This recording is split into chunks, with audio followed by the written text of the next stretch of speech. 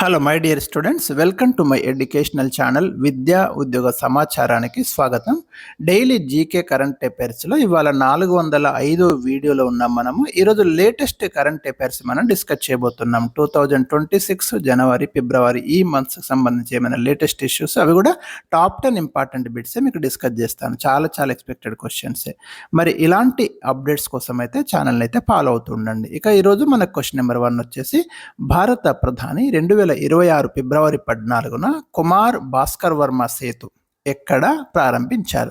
రీసెంట్గా మనకు ఒక నది మీద ఒక రాష్ట్రంలో 6 వరుసల బ్రిడ్జి ఒకటి నిర్మించారండి. దీన్ని మనకు ఇండియన్ ప్రైమ్ మినిస్టర్ రీసెంట్గా ఇనాగరల్ చేయడం జరిగింది. అది ఏ రాష్ట్రంలో అనే ప్రశ్న ఇచ్చాను. ఆ బ్రిడ్జి పేరు Kumar Bhaskar Varma Setu. Option 1 Assam, option 2 Goa, option 3 Bihar, option 4 Kerala. Right answer వచ్చేసి అస్సాం అండి. బ్రహ్మపుత్ర రివర్ మీద దీన్ని నిర్మించారు, గుర్తుపెట్టుకోండి, వెరీ ఇంపార్టెంట్. మనకి ఇక్కడ డీటెయిల్స్గా ఇచ్చాను నేను. బ్రహ్మపుత్ర రివర్ అనేది మనకు అస్సాంలో ప్రవహిస్తుంది. అరుణాచల్ ప్రదేశ్, అస్సాం ఈ రాష్ట్రాల గుండా వెళ్తుంది. బ్రహ్మపుత్ర నది అస్సాంకి సంబంధించి చాలా ముఖ్యమైన రివర్, దాని మీద ఇది నిర్మించారు. క్వశ్చన్ నెంబర్ 2, ఈశాన్య భారతదేశంలో జాతీయ రహదారిపై మొట్టమొదటి ఎమర్జెన్సీ ల్యాండింగ్ ఫెసిలిటీ ఎక్కడ ఏర్పాటు చేశారు? మనకి ఇక్కడ ఏంటంటే ఒక నేషనల్ హైవే మీద అవసరమైతే యుద్ధ విమానాలు దించడానికి వీలుగా ఒక ఫెసిలిటీ కల్పిస్తున్నారు అక్కడక్కడ. రీసెంట్గా ఎక్కడ కల్పించారు? ఈశాన్య రాష్ట్రాలలో. ఏ రాష్ట్రంలో అంటే దిబ్రూగఢ్ డిస్టిక్ అండి, అస్సాంలో. మీకు ఈ డిస్టిక్లో మనకు NH నెంబర్ 37 పై ఇలాంటి ఎమర్జెన్సీ ల్యాండింగ్ ఫెసిలిటీ ఏర్పాటు చేసిండ్రు.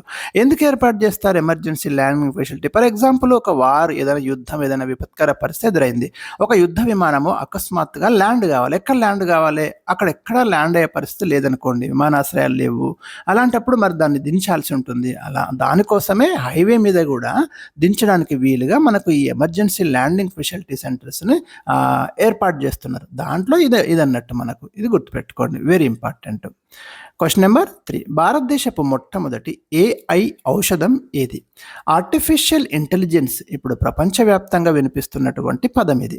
సో రీసెంట్గా మనకు ఆర్టిఫిషియల్ ఇంటెలిజెన్స్ ద్వారా రూపొందించిన మొట్టమొదటి ఔషధం వచ్చేసి ఇదండి, RT001 PEPR124 అనే ఔషధము.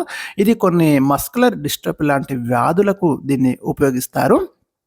So very important, first AI generative medicine ఇది ఇండియాలో, ఇలాంటి గుర్తుంచుకోండి.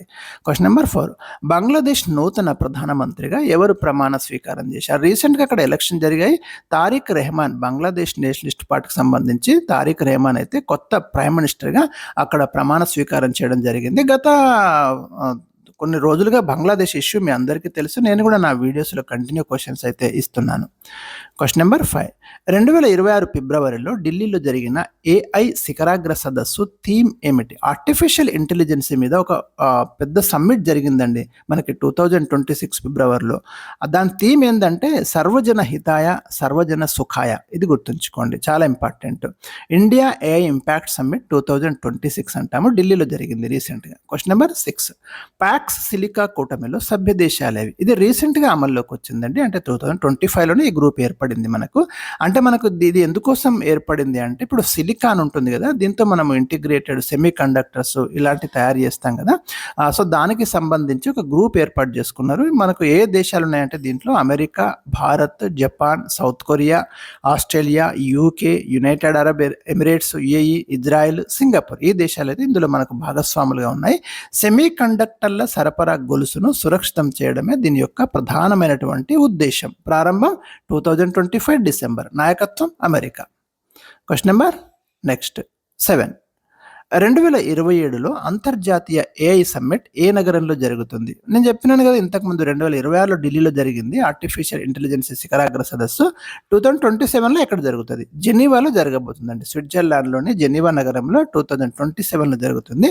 2028నేమో యునైటెడ్ అరబ్ ఎమిరేట్స్లో జరుగుతుంది. ఈ రెండు కూడా గుర్తుంచుకోండి. క్వశ్చన్ నెంబర్ 8, మహిళల్లో గర్భాశయ క్యాన్సర్, సర్వైకల్ క్యాన్సర్ నివారణకు కేంద్ర ప్రభుత్వం వ్యాక్సిన్ పంపిణీ కార్యక్రమం చేపట్టింది.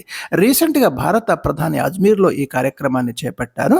మనకు గార్డాసిల్ అనే వ్యాక్సిన్‌ని 14 సంవత్సరాల బాలికలకైతే అందిస్తున్నారు. ఈ వ్యాక్సిన్ తీసుకోవడం వల్ల భవిష్యత్తులో వాళ్ళకు ఈ గర్భాశయ క్యాన్సర్ రాకుండా ఉంటుంది అని ప్రభుత్వం అయితే అనౌన్స్ చేయడం అనేది జరిగింది. ముఖ్యంగా హ్యూమన్ పాపిలోమా వైరస్ అంటామండి. దీని ద్వారానే ఈ క్యాన్సర్ అనేది మనకు సోకుతుంది. సో దీన్ని నియంత్రించడానికి, ఈ హెచ్‌పివిని నియంత్రించడానికి ఈ వ్యాక్సిన్ సప్లై అనేది గవర్నమెంట్ ఫ్రీగా చేస్తుంది. 28/2/2026న భారత ప్రధాని నరేంద్ర మోదీ రాజస్థాన్‌లోని అజ్మీర్‌లో దీన్ని లాంచ్ చేశారు. Question number 9. ఇటీవల కేంద్ర క్యాబినెట్ ఏ రాష్ట్రం పేరు మార్చడానికి ఆమోదం తెలిపింది? మోస్ట్ ఇంపార్టెంట్ క్వెషన్ అండి ఇది. మనకు దక్షిణ భారతదేశంలో కేరళ రాష్ట్రం పేరును కేరళంగా మార్చబోతున్నారు. దీనికి సంబంధించి ఆ రాష్ట్ర ప్రభుత్వం యొక్క ప్రపోజల్ని కేంద్ర క్యాబినెట్ ఆల్రెడీ ఆమోదించింది. అంటే శాసనసభ రిజల్యూషన్ చేసుకోవడము, దాన్ని క్యాబినెట్కి పంపించడము, క్యాబినెట్ అప్రూవల్ చేయాలి, మళ్ళీ దానికి సంబంధించి సాధారణ మెజార్టీ తోటి పార్లమెంట్ ఆమోదించాలి. ఆర్టికల్ 3 ప్రకారమే చేస్తాము ఈ రాష్ట్రాల పునర్వ్యవస్థీకరణ కానివ్వండి, పేర్ల మార్పు కానివ్వండి, ఇవన్నీ కూడా.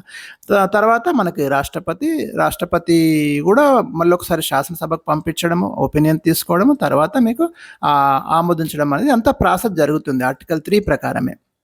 అంటే పేర్లు మార్చడమైనా, రాష్ట్రాల పునర్వ్యవస్థీకరణ చేయడమైనా ఎవరికి అధికారం ఉంటుంది అంటే భారతదేశంలో పార్లమెంట్‌కే ఉంటుంది ఆ పవర్. ఒక రాష్ట్రం పేరును రాష్ట్రం మార్చుకోరాదు. రాష్ట్ర శాసనసభ రిజల్యూషన్ చేసి కేంద్రానికి పంపించాలి. అక్కడ ఉభయ సభలు ఆమోదించాలి. ఫైనల్‌గా రాష్ట్రపతి అప్రూవల్ అనేది అవసరం ఉంటుంది. సో ఇదంతా కూడా ఒక ప్రాసెస్ ఉంటుంది మనకి. కాబట్టి ఆర్టికల్ 3 అనేది వెరీ ఇంపార్టెంట్. కేరళ రాష్ట్రం పేరును కేరళం అని మార్చబోతున్నారు. మలయాళంలో కేరళం అనే అంటారు. ఇది ఇంపార్టెంట్. Question number 10. నీతి ఆయోగ్ సీఈఓగా ఇటీవల ఎవరు నియమితులయ్యారు? మోస్ట్ ఇంపార్టెంట్ క్వెషన్ అండి. ఇవి ఎక్స్పెక్టెడ్ క్వశ్చన్స్ ఇవి. నీతి ఆయోగ్ మనకు ఏర్పడింది కదా 2015 జనవరి 1 నుంచి అమల్లోకి వచ్చింది ప్రణాళికా సంఘం స్థానంలో. సో దానికి సంబంధించి సీఈఓగా నిధి చిబ్బర్ను రీసెంట్గా అపాయింట్ చేశారు. 2026 ఫిబ్రవరి 24న ఈ అపాయింట్మెంట్ అనేది జరిగింది. సో ఇవి నేను ఈరోజు మీకు ఇచ్చినటువంటి ఇంపార్టెంట్ క్వశ్చన్స్. మరి నెక్స్ట్ వీడియోలో మరికొన్ని ఇంపార్టెంట్ కరెంట్ అఫైర్స్ అందిస్తాను. Thank you for watching.